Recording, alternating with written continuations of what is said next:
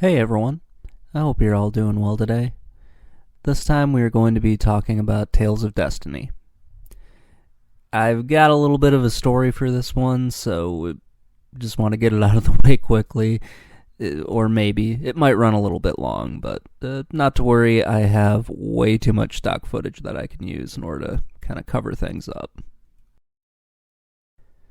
So Tales of Destiny is one of those games I had no idea existed for a while until a friend of mine told me about it, probably like later in the 90s or something like that.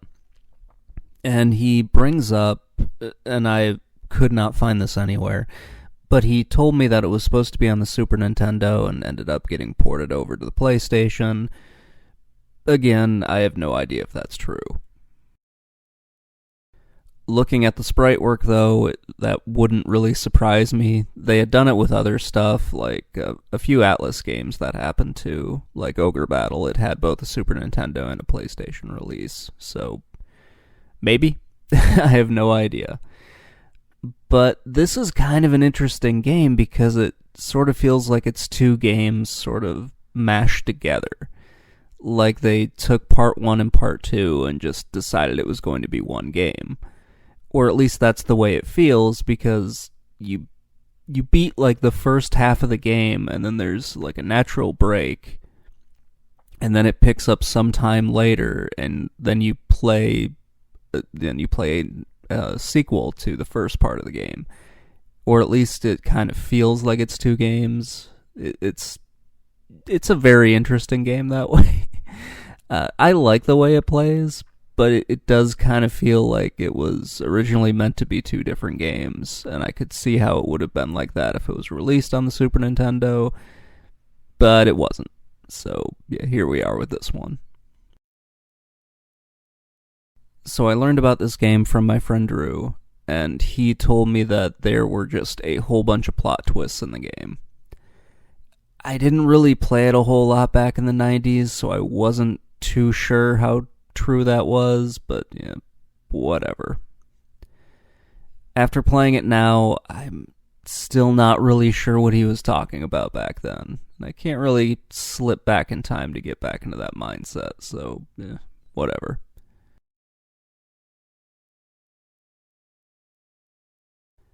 So the first thing that I noticed when I started playing this game, aside from like the really great sprite work that was in this, was the battle scenes.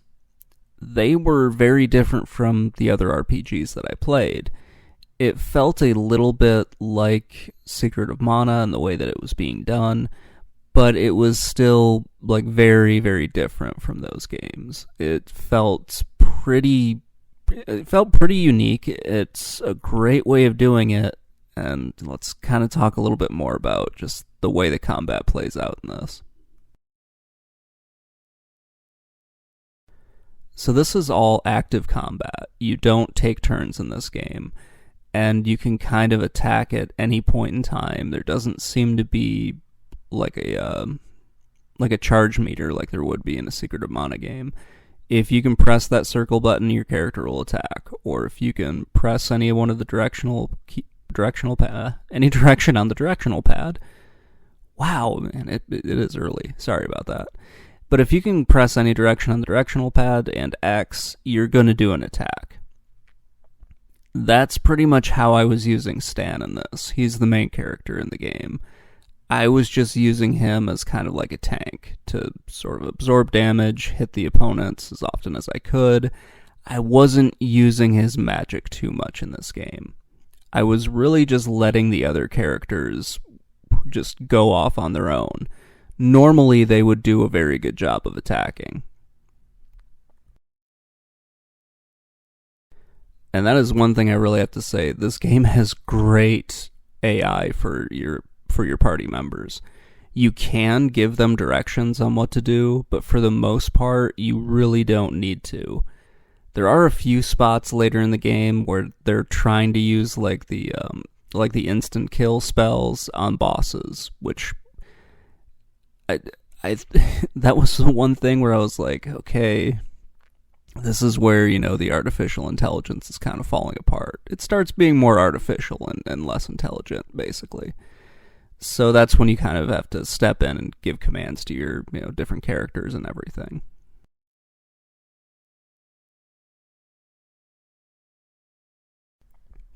I I would honestly describe this game as being fairly easy from a combat standpoint.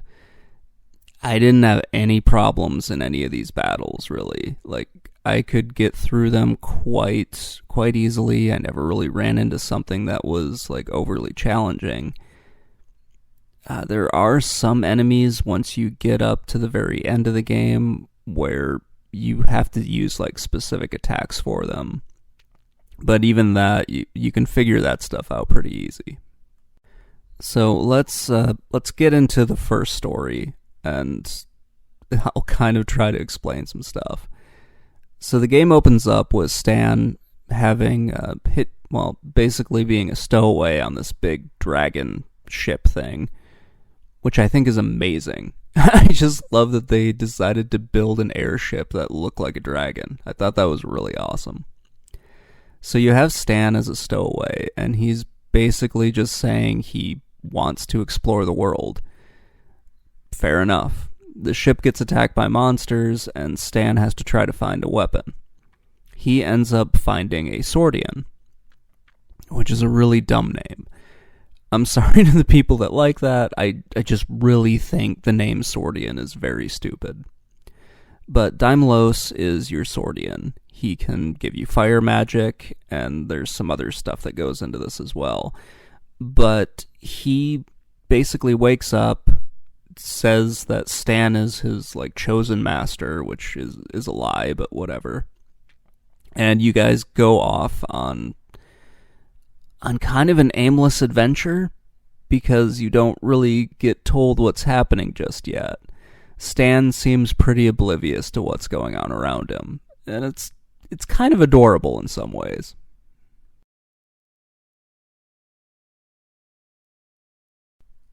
But over the course of time, you meet the other Swordians, and you find out that there were a total of 6 Swordians.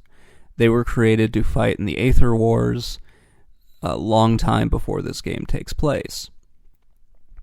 And they've kind of awakened, chosen new masters, and you have to use these Swordians because they'll give you special powers in order to kind of set things right.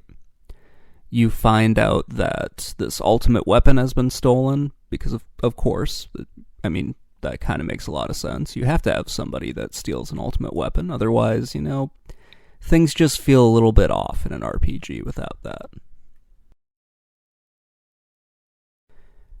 And this might just be my memory failing me, but you never really find out what, I believe it's Bishop Lyndon, his real motivations are for this. At least I don't remember what they were. It just kind of feels like a religious crazy person who doesn't like the way the world is and wants to kind of remake it in his own image, or something along those lines. It's sort of strange that I can't really remember it, or at least I just don't remember what was going on. But that doesn't last very long, or at least it's pretty easy to get through that part. You end up defeating Lyndon, and I'm really hoping that I'm saying his name right. I'm sure somebody will correct me in the comments below, or I'll see it pop up on the screen at some point. But you end up defeating him. You get the Eye of Anatomy or something along those lines. It's a giant lens. I need to stop for a second. So, in this world, there are these things called lenses. You don't really know exactly what they look like, and you don't really know exactly what they are. But you know that they are inside of monsters, and they can be used to kind of power different things. It's really unclear as to what is going on with them. At least it was for me when I was playing this. And there's this corporation that basically uses these lenses. Like they'll buy them up off of you, and they can use them for different things. I'm sure it gets explained a lot more throughout the game, but I really don't remember what the hell they were talking about with a lot of it. And it's kind of strange. It was one of the things that I just sort of ignored. But the Eye of Adatomi is kind of like this giant lens that has the power to destroy the world. Why they didn't just destroy this thing when they had the chance, I have no idea why. But they just kind of kept it around in case they needed it. Or in case somebody was going to have an RPG, which this whole thing is based off of. I don't know. It's a very strange way of doing all of this.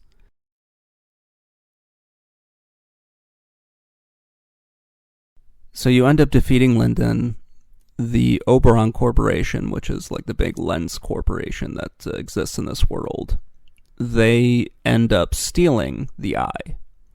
And one of your characters, Leon, ends up kind of siding with them for a few different reasons. He's basically being blackmailed into it. And that's kind of how they're able to like gain access to where the eye is. They're able to get all of this other stuff set in motion. And that ends up causing you like one of the 5 remaining Swordians. So Leon as a Swordian, he turns evil or gets forced into doing evil stuff. And then you end up moving into the second part of the game after, people come and get Stan and say, hey, we need to actually fight back and do a whole bunch of other stuff again.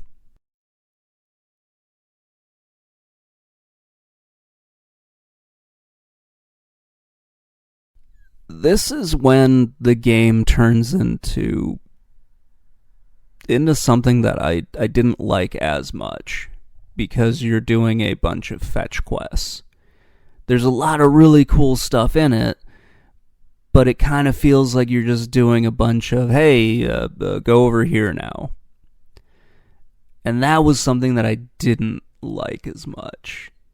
I like the idea of the bad guys kind of going up into like the upper atmosphere, somehow shooting the Earth, like pulling up chunks of the Earth to make another sphere around the Earth. God, this is going to get confusing. They basically try to create like a hollow Earth almost. So they go up into the upper atmosphere. They basically zap what is the Earth below it. That pulls up chunks of land. That landmass kind of forms like an outer shell around the Earth. I know this is probably super confusing to people, but it's really strange to talk about.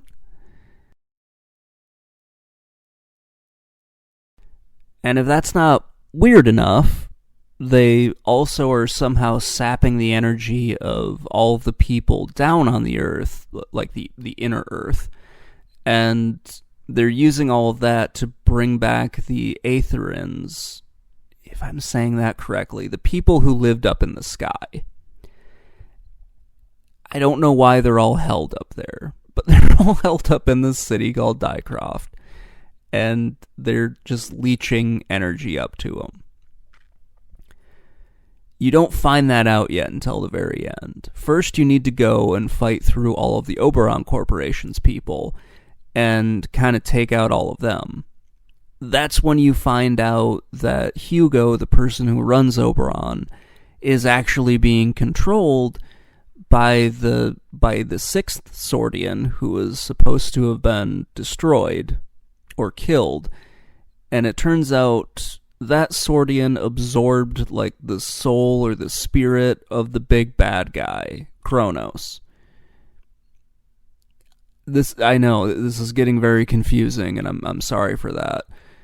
But the Swordian absorbed, so Bersalius, if I'm pronouncing that even correct, absorbed Kronos. So now Kronos is living inside of this other Swordian. Once you defeat Hugo, Kronos leaves that Swordian and just kind of becomes a person again. And then you have to fight the final general in the Aether Wars. I do want to say I like this game, but my god, is its story confusing as shit.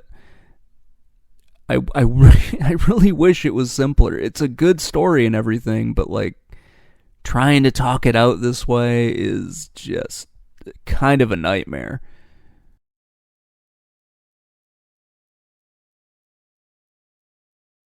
So after Kronos reveals himself and he kind of gives his B-movie bad guy speech about what he's trying to do, I'm not sure why he's actually explaining this to you, but whatever. You need the bad guy to tell you his plan sometimes. That way you know how to defeat them.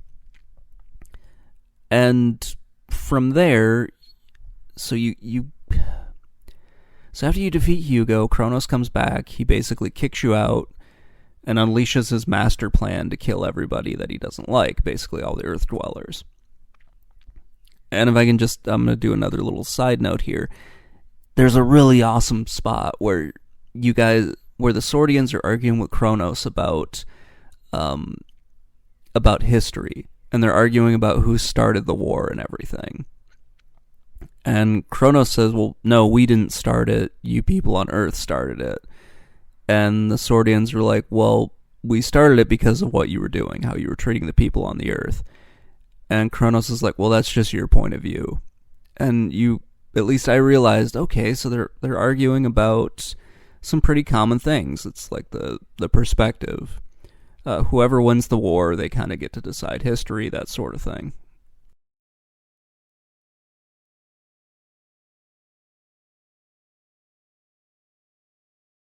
And I thought that was really cool, because that is what happens, and you don't always get the other side of the story unless you go and do some like serious historical research to kind of find that. And that usually has some barriers and whatnot. You need to maybe learn another language to figure out what it is. You need to kind of find those texts if they're still around. And that can be really difficult. So it's pretty understandable why a lot of these people don't know these things. It's kind of a cool moment. And I think it's one of those moments where I'm like, oh wow, this is really cool. This is speaking to the historian in me, and I don't think anybody picked this up back then when the game came out, and I don't think it really matters too much. But it was something fun that I saw.